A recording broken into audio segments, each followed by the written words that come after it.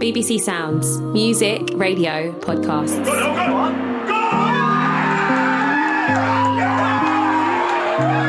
Even if you're not into football, this week has been ridiculous. I just thought of the thing.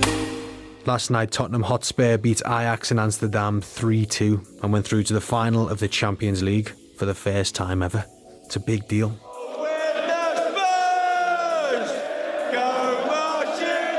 Spurs, for a few years now, have been a team that have been pretty freaking good, but never managed to actually win anything.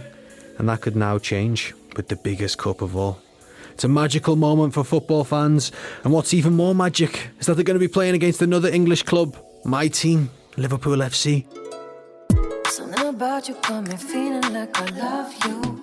Something about you got me feeling like I want you.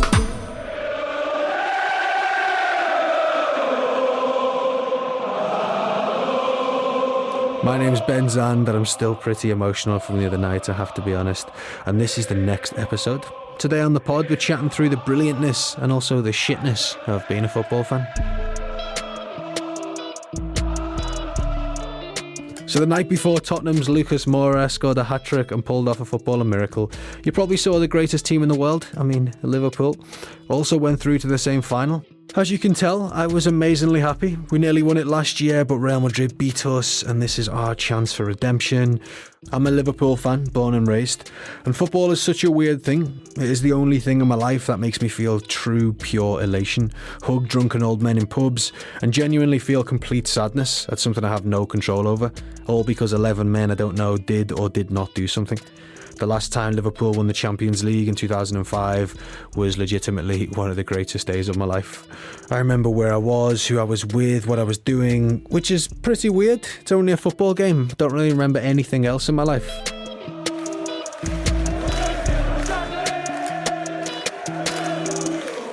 It's actually more than just football. Everyone's been talking about these results. Both teams were in tricky positions against very good clubs, and both 3-0 down at one point.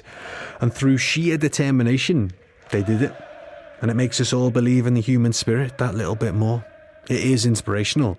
And it's why I love sport in general. How long's the chat, mate? I just realised I've got about 10% on my battery on the street in Amsterdam. We'll just go for it and see what happens. Yeah, I'm Paul Machin from the Redmen TV and Mates TV. I've been covering Liverpool for nearly 10 years now on YouTube and beyond. My name's Flav, and I run the Fighting Cock podcast, and I'm a Tottenham Hotspur fan in Amsterdam. Yeah, so I suppose I've got to get my biases out before we start. I am a Liverpool fan. I'm sorry, but I know I do respect what Tottenham have done. It's pretty impressive, isn't it? Oh, mate, like in those moments, it's usually like an explosion of excitement and euphoria. For me, I couldn't move. I was just staring at the screen and I was like, I can't believe what I'm witnessing. It was the weirdest sensation ever. Like, it's happened. It's actually happened. There are no words to describe euphoria. We all know it. We all, as football fans, we know it, and we can't explain it to someone who doesn't watch football. But that moment is why we all love this sport. It is indescribable, but we all know and understand it. You know what I'm saying when I say it. It is funny, isn't it? Because I don't think there's anything else in the world that brings me so much happiness. Like there's no other time in my life that I scream as loud as I can, hug old men that I don't know. You're not allowed to. It is slightly inappropriate, I suppose. Football is perfectly acceptable, and that's why it is, the beautiful game. And I've never experienced anything like that high of that last minute goal. Because Paul, you're a something happened the night before Tottenham beat Ajax. Some would argue, it's a slightly bigger achievement, but I'm joking.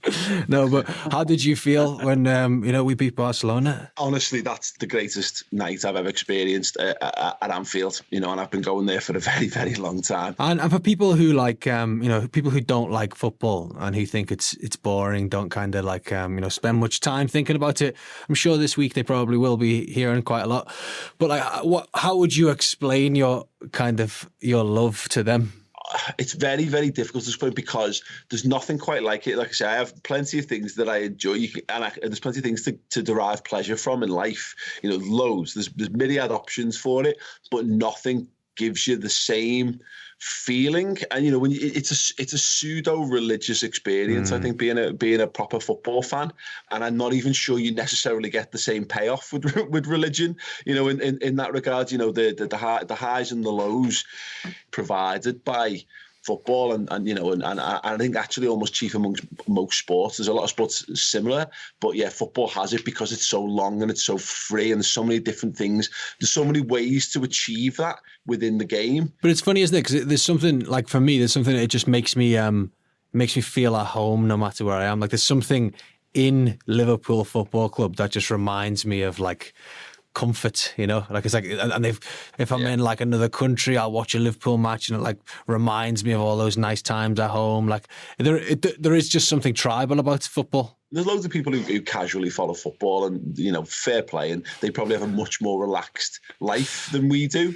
You do have to suffer the lows in order to be able to truly appreciate the highs of stuff. But yeah, you know, Liverpool's got this, and I'm looking. Most people who are passionate about their football clubs will feel exactly the same way. But that is the way I feel about Liverpool. You know, I was lucky enough to play on the pitch years ago at some random sponsors event, and I thought, I mean, okay, the stands were empty, but you feel like you'd be overawed by the experience of standing on the turf, and I never did. It felt like the most natural thing on earth because it's a home away from home. It is our church. Just scrolling through Twitter this morning, you see how much it means to people. People calling Lucas Moura a god. People saying they're so emotional. I'll watch the final with my seriously ill father. Regardless of the outcome, it'll be the best day of my life. These things mean a lot to us. It feels like it is bigger than football. But the world of football doesn't always feel so good. Elsewhere, well, in Manchester actually, Man United are sadly not doing so great, and the fans aren't loving on their club quite as much. Everything around football, I'm just sick of it, really. Someone tweeted me saying you're jealous. Of course I'm fucking jealous. Of course. To try and make the voices heard, loads of them are unfollowing their football club on Twitter. If you look on socialblade.com this week, Man U have lost thousands of followers, whereas they're usually gaining 4,000 to 5,000 a day. It seems a growing number of fans think the men who run the club, namely the executive vice chairman Ed Woodward, have focused too much on the club making money as opposed to prioritising what's happening on the pitch. Football is a business, sure, but it's also very personal. It's a religion to the fans. Now, I take no pleasure in Manchester United's woes, but I don't know how their fans would react to a cheeky Scouse lad asking them questions about their club's demise. So Linda is going to do it for us. She is in Manchester and she's probably better placed to ask these questions. You are wearing a Man United pin on your jacket at the moment, so how much do you love Man United? It's as intrinsic in me as my love for England itself, the home country, and my respect for the monarchy. What do you reckon it would take your dad to unfollow Man United? I don't know, my dad has gone through, like, with all the different managers and stuff. Since Fergie left, my dad's like, oh, come on, and like, is it Ollie in it? Yeah, well, he was, and then obviously when he was on that winning thing, and then now he's gone off his thing, my dad's like, oh, he sits there in front of the telly, he's like, for God's sake. What would it take to make you unfollow Man United? I'm not sure. They'd have to do something really bad. They'd probably have to get demoted. Okay. Yeah. My granddad's a United fan, my dad's a United fan, my granddad before him was a United fan, I'm a United fan. It runs in the family. Yeah. They say, don't they, that you can change your family, your religion, everything, but you can't change your football club. Okay, just walk with me for a mo. I'm heading to chat to Michael and Jay. Michael is one of the footy fans really pushing this whole unfollow Man United thing on Twitter. Sounds like Jay's interested too. He's one of the hosts of Full Time Devils. It's the biggest Man U fan account. They've got a massive YouTube channel and they do podcasts now too.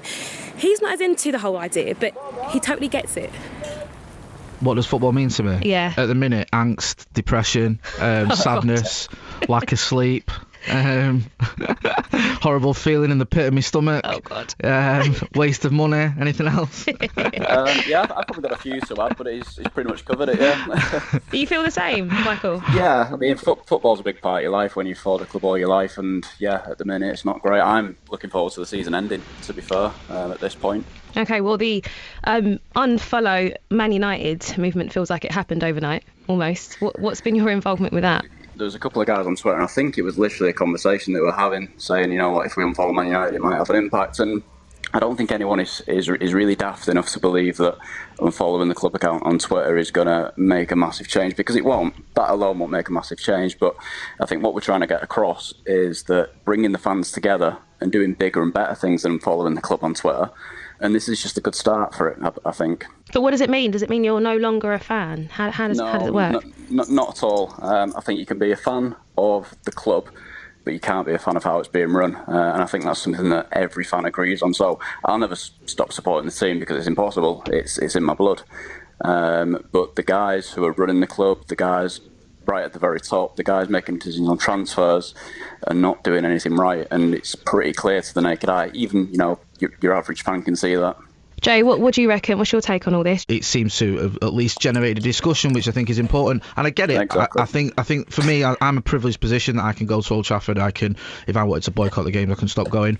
A lot of fans can't do that. They have to find a different way to make their feelings known. And I think for a lot of younger fans as well, social media is a big part of expressing themselves. I get the idea of having a discussion about what is going wrong with our club and why it needs to be addressed. What would it take you to stop going though? There has to be something. A run of poor games or mismanagement probably isn't enough. It's going to take, I think, a few years of just being, I think, detached from the club, feeling like you're not part of that club, feeling like the owners are that far away from where you want to be, and the club as a whole is that far away from where they should be and where the fans are, that you just don't feel like it's your club anymore. And it's getting there a little bit. We see at Old Trafford people constantly getting told to sit down, constantly getting treated like cattle, constantly getting chubbed for away tickets, just being treated like customers and not like part of a club or the fans. And I think the more that goes on, you will get disillusioned. I think sometimes the commercial department, Manchester United, just really let themselves down. I think there was like a tweet, weren't there, about some socks or some sort of merchandise. Yeah, you could buy Tahith Chong's socks after we drew with Huddersfield.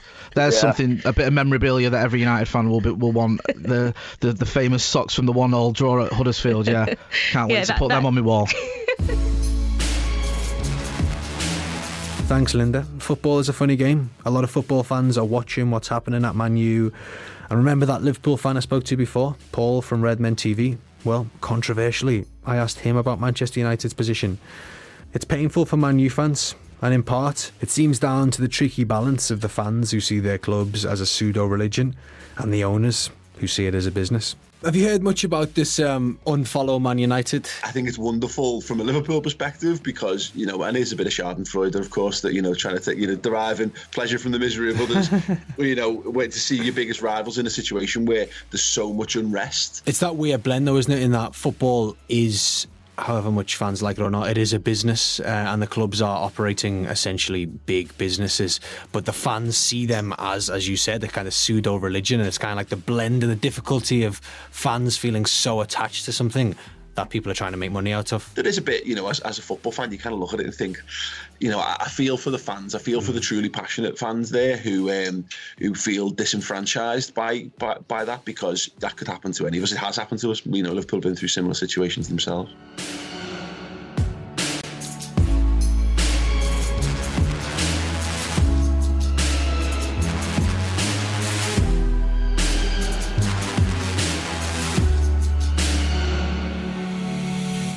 Alright, well, thanks to everyone who's been involved in today's episode. It's been a mad ride. Football is so much more than sweaty men or women kicking a ball around the field. No matter who you support, that love runs deep, very deep. And when you love someone or something, you've got to be real. You celebrate your lows and highs as if they're your own. And you tell your love when they're getting things wrong by unfollowing them on social media until they get it right. Cheers for making it to the end. We've got a WhatsApp number, by the way, and we want to hear from you. The number is 07568 608 295. And if you like today's podcast, please tell your friends to download it and subscribe. Our tune to end from This Is DA. It's kind of become our soundtrack in our first week. It's called Helsinki Nights. Hold up, everything froze up, people I'm on top. Days got spent, knocked over, time that it took to get back to controller. When the dance it was over, store cut tight so Nova. Land locked up over. Nowadays, man glance land like Rover. I was on scare, way back where. Trapped and snare, grab that flare. And I swear, live on air. Hand for the souls that will ever get near. Rap translate with the boy done seen. Spiritual dreams, make a man lean. I was like 4, up from 3. Hit backboard, shots from D. Bad like we, don't think so. Helsinki, dodge that snow. Studio nights with Yoko. Lay down beats, what's that bro? Drop went home, some been waiting. Try shrug the impatient. Tuned out from them station. No lifeguard for the waves I'm making. Don't frustrate from the A to the Z. Can't undo when I hit that red. Don't make sense when I leave my head. But I still back cause I need that bread. But I still back cause I need that dough. When I need, always know. Bring up road, how I coast. Never show, let them slow. Oh, I let them in a bit, but no, that's just the twist of it. They moving ignorant, we regulating militant. Tell them tip of it, we trick them with the lick of it. How the business is, just how I vision it. I let them in a bit, but no, that's just the twist of it. They moving ignorant, we regulating militant. Tell them tip